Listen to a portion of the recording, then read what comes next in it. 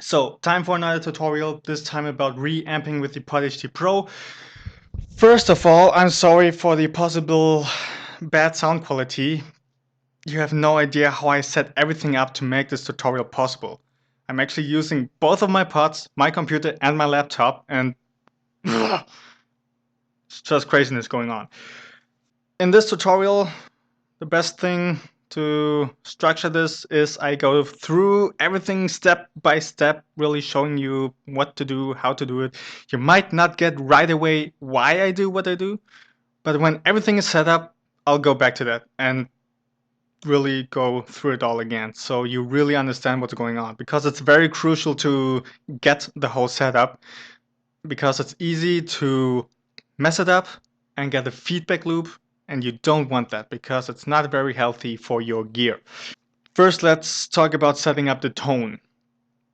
I'll just show it to you on the PodHD Pro itself. No need for HD edit right now. Now, basically, all you need to do is in the little mixer here, you put volume B to mute, okay? Completely mute. So the whole tone, as you can see here, is panned hard left. And right is supposed to be completely dead muted. That means also behind the mixer, don't put any dynamics or reverb or modulation or whatever kind of effects that might create audio on the right channel again. It has to stay mute. Okay, that was the first thing. Now, second thing is setting up the hardware itself, and that's actually pretty easy. So here is the guitar cable, just going into the guitar in pad. And now we take the other end down here. Now we go to the back side. Here we have our outputs, left and right. Remember, we have the tone on the far left. So we are going to unplug the right output and stick our guitar cable into it. Bam. Yeah, that's nice. Okay, that's it for the hardware setup. Now let's come to the DAW and how to set it up in there.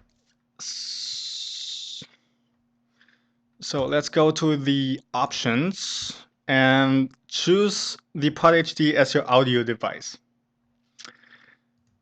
Next, you solo the I track that you want to reamp. Okay, and this is our setup now.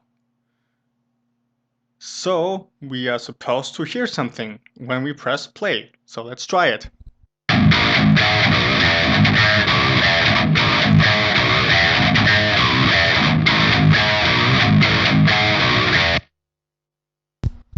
It's alive.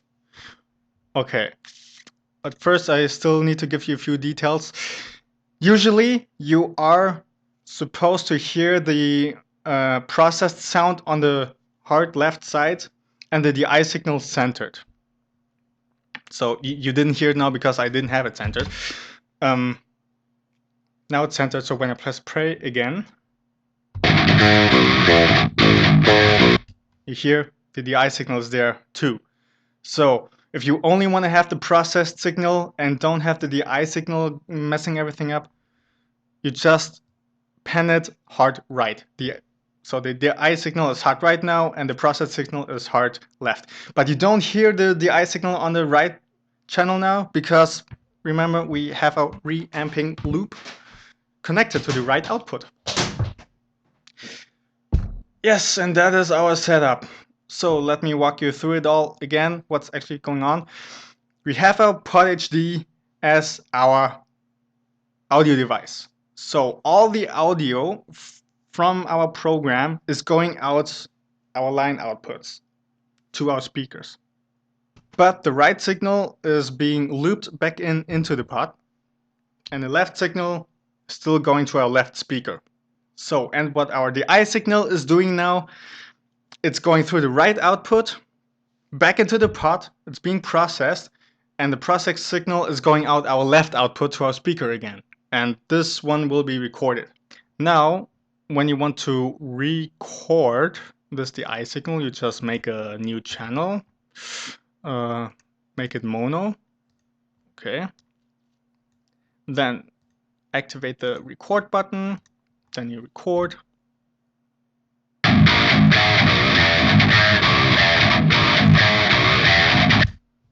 And there you have your processed signal. Now you do the same thing for the right guitar on another reamping track that you put in there. Yeah, and that's it. That's how you can reamp.